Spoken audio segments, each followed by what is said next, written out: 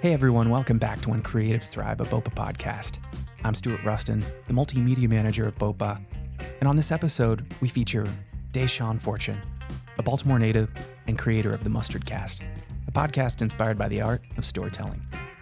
Deshaun is also a graphic designer and has worked professionally at Wide Angle Youth Media, an organization dedicated to amplifying youth voices in Baltimore, since completing an internship program there. With the support of connections made through Wide Angle, Deshaun is currently in pursuit of a career in video game design. We go on to talk about the importance of expanding representation in media, before Deshaun pitches me his idea for a video game set in Baltimore titled This Charming City. Hey Deshaun, welcome to the podcast. Hi, thanks for having me. So first, tell us a little bit about yourself and tell us about your podcast, The Mustard Cast. Yeah, so I'm Deshaun Fortune. I'm a graphic designer. I work with Wide Angle Youth Media, and I run a podcast called The Mustard Cast. I've been doing it for a little over 4 years now, and I had a lot of thoughts about just media that I interact with, video games, movies, TV shows, and comics and various books that I just wanted to get those thoughts out and to speak them out loud with a friend of mine, my former and my first co-host, Amir, and I just wanted to have conversations with him about a bunch of nerdy stuff and get those thoughts out and kind of just help analyze things and formulate my thoughts about the media that I enjoy. What's the format of the Mustard Cast? What's the general kind of vibe when you get talking about whatever it is pop culture wise? The structure is pretty simple. It's 6 parts. It's what media have we been interacting with lately. Then it's animation, comics, TV and film, video games. Is it an outlet for you?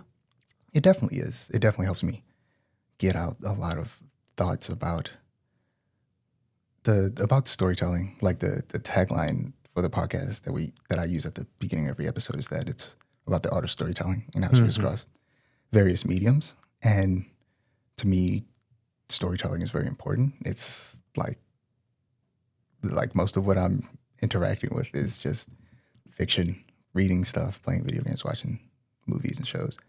So it's very important to me to talk about that, to analyze it, to have discussions about it, and also to advocate for it and to make sure that people are allowed to keep doing it. Yeah. And that, no one's trying to stop it in any way. Mm-hmm. I wanted to talk about your professional work as a graphic designer. Can you tell us a little bit about how you got involved with Wide Angle and also their mission? So I've been with Wide Angle for 8 years. I started in their high school program when I was a sophomore. So I was 15, 16. And I was one of the very few people in my graduating class who went to Wide Angle. And even the ones that did, none of them stuck around.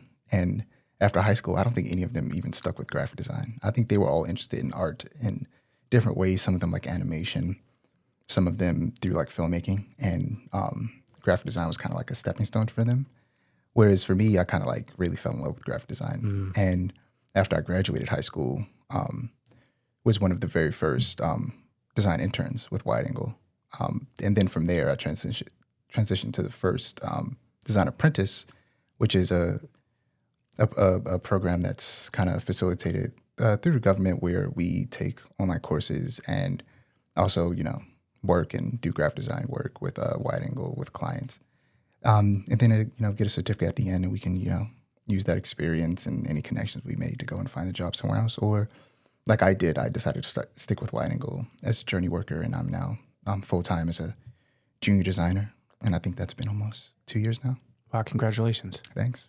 It seems like a really natural kind of progression through their system and coming out on the other end with some really solid, not just job experience, but potential to continue in a storytelling kind of career. Yeah, I think, Wide Angle was definitely a big part of why I eventually started my podcast. I felt like it was being around the video team a lot and seeing all the work they do with video production that kind of inspired me to finally start.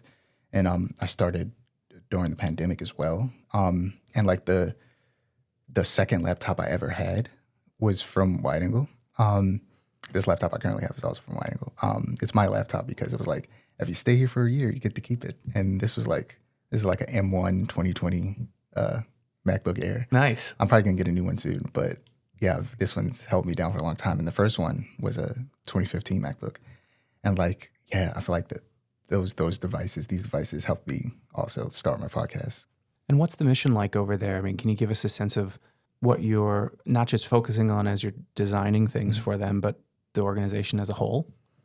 As a whole, Wide Angle is dedicated to amplifying youth voice is a big part of Wide Angle, and you'll hear that a lot whenever people talk about Wide Angle or on the website and any of the marketing.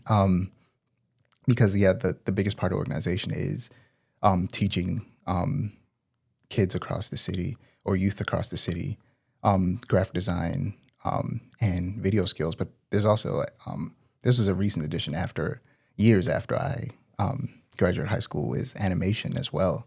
But they've always done video and photography and a bit of graphic design, but all of that's grown, and just teaching youth through going to middle schools and teaching them there. And for the high school programs, they have students come into the office itself and into classrooms to learn from people who do it professionally. Yeah, and it seems like those kinds of skills are fundamental to not just like recognizing the structural foundation of stories, but also then being able to kind of tell your own story too, right? Yeah, definitely. I feel like when I was in a program, it was a bit of a mix of personal projects and working with clients, whereas now they try to focus more on kind of more personal projects and kind of leave all of the client-facing work to the productions team, or just Wide Angle Productions, which is there's the video and the graphic design team under that. Leave all the client-facing work to us, and then the students just focus on, the fundamentals and learning and, like you said, kind of representing themselves through their work. I think I'm on board with the idea of letting students pursue whatever they want to, really. Like passion projects are, I think, so much more important because you've got your whole life to work with clients, and those skills are important in their own way, but just the freedom to be able to choose a topic and an approach and just experiment, have fun. Yeah. Like that's huge. Definitely. You've mentioned to me that you're interested in video game design. Yes. And I've always wondered what it's like to break into that industry. It seems kind of mysterious to me. And I'm kind of wondering if you can give us a sense of what that process is like. So unfortunately right now is a horrible time to get into the industry. Sure. It's in a weird place. I can imagine. It's where, big studios are doing bad, but indie studios are doing a lot better, and there's a lot more of them. And, that's good. But yeah, I've talked to, people who've been in the industry for a long time. One of them will remain unnamed. I just talked to him privately. He didn't want to be on the podcast. But the other one was on the podcast. It was Matt Five-Roar, and he's the studio director at Cinemax Online Studios and helped create The Elder Scroll Online. And yeah, I talked to them both about like how do you do it? How do I get into the industry as I'm kind of, still building those skills to do so. But with the skills I currently have, what jobs could I get? I'm a graphic designer. And, I do a lot of branding and advertising. There's, of course, video games need branding and advertising, so I could always do that. And then there's UI UX design, which I'm very interested in. And I've been, practicing and trying to get better at that as well. So, that's a way to get into. And he kind of just told me there's, the basics, there's the way you get in any job, just apply. But also sometimes just cold emailing people can work. He told me that just let them know that you exist. And sometimes it will work more often than you think, because especially with the way the industry is in right now, there'll be, a lot of people get laid off, and then it gets to a point where okay, we do need new people now. Mm-hmm. And they remember, oh yeah, this guy who does graphic design, he's been doing it for a while and he has a pretty good portfolio. He'd be good for this job. And they might, end up emailing you back, and you might end up getting a job.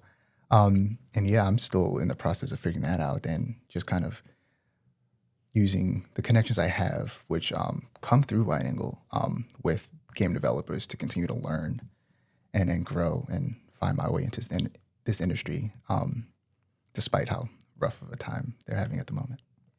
One thing we talked about before you were on the pod was how important it is that we talk about representation in gaming, and just wondering, like, when you transition into a career in video games, like, what are you going to be thinking about as you're developing things on your own? Yeah, so representation in video games is very strange at the moment because I feel like a lot of the most popular games and the ones that make the most money are made by either Japanese devs and companies or like Western devs and companies and like, America and Europe. So the devs are either white guys or Japanese guys. Mm-hmm. And because of that, the women get lost, but also anybody with a darker skin tone is gone, whether it's like a South Asian person or a black person. Mm-hmm. And it's weird, despite the fact that they make up such a significant portion Yeah, of the population of the planet, they just get ignored. I know. And it's strange. And it's the reality of like people kind of pull from what they know when telling stories. And you can't necessarily expect just a pale Japanese dude or a pale white guy to tell a story about a dark-skinned person with a hair texture like mine, or a person who, grew up poor in Baltimore like me. Like a random white person isn't going to do that. So it's a matter of us kind of like getting into the industry and telling our own stories. And I really want I want them to recognize that like they're ignoring such a significant part of the population of the people who play these games. A big part of that for me comes from like character creators in games is a big way of how you can see how they just ignore us. Because when I say us, I mean black people specifically, because there aren't a lot of black hair options. There's a Twitter page I follow where their entire page is dedicated to when a new game comes out, they let you know all the black hair options that are in the game. And it's great. I love that. And yeah, there's not always a lot. There's more and more every year, thankfully, but there's not a lot. And a big part of the reason is because hair has always been hard to do in games.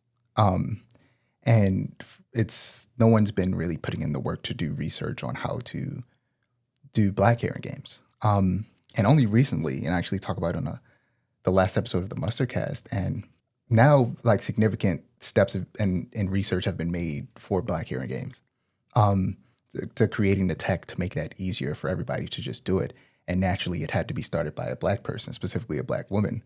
And I first discovered the article through an Instagram video. Everybody in the comments, not everybody, but a significant portion of the people in the comments were saying like, oh, it's not a race thing. It's just because hair is hard to do. Yet when you read the article, it's because this is something that could have been figured out a while ago.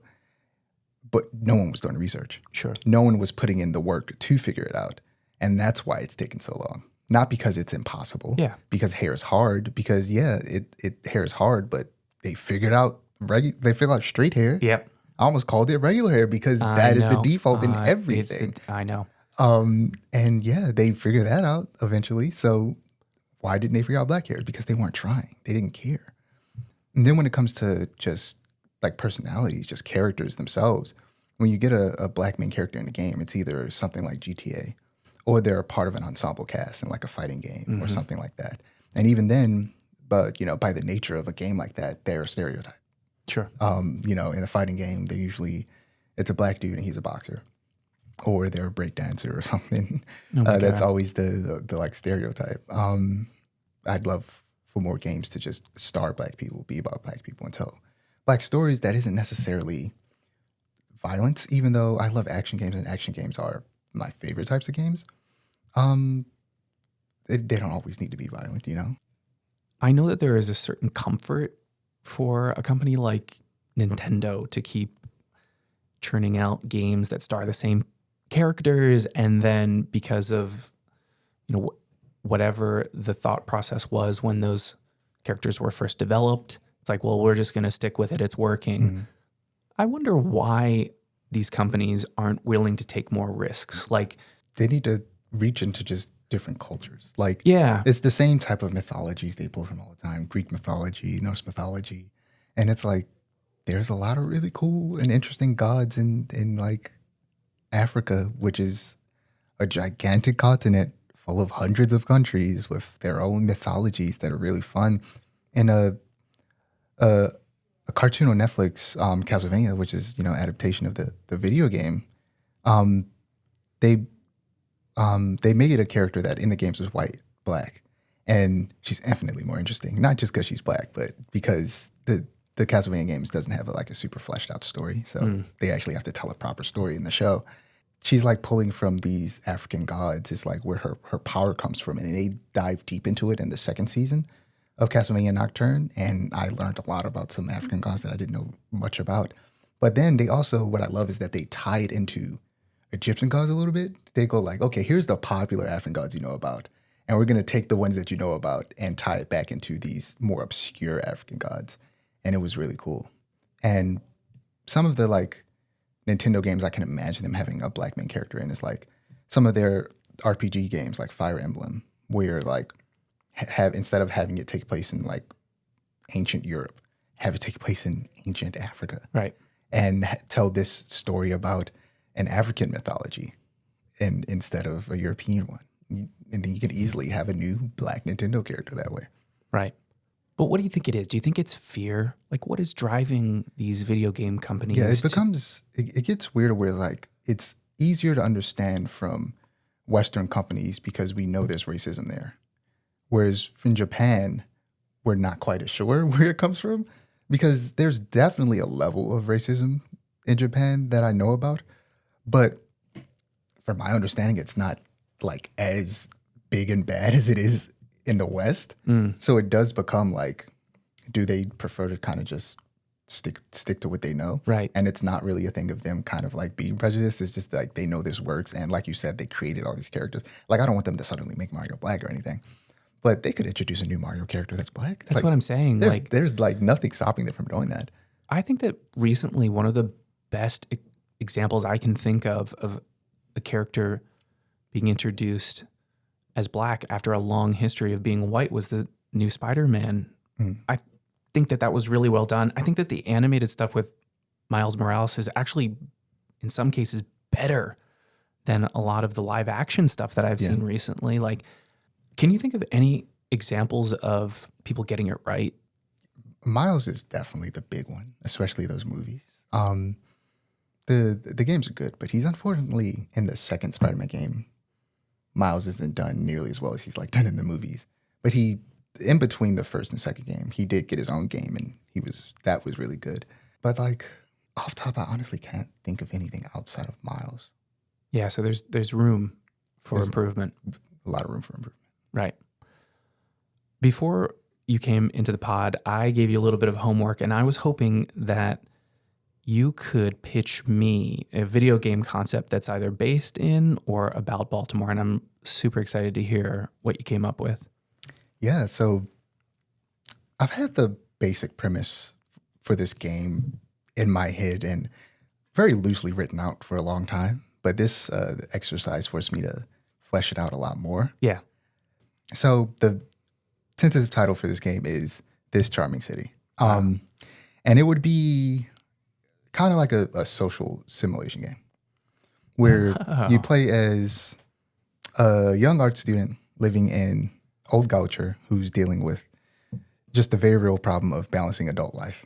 Your main focus is trying to get credits to graduate, to get money to pay your bills, to find time to hang out with your friends and actually maintain those relationships or build new relationships.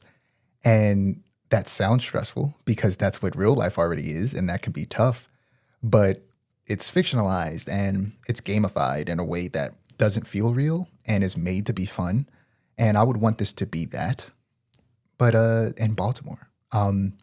Since it would span the entire city, I originally wasn't imagining there being any vehicles. I imagined you having to walk and ride a bike.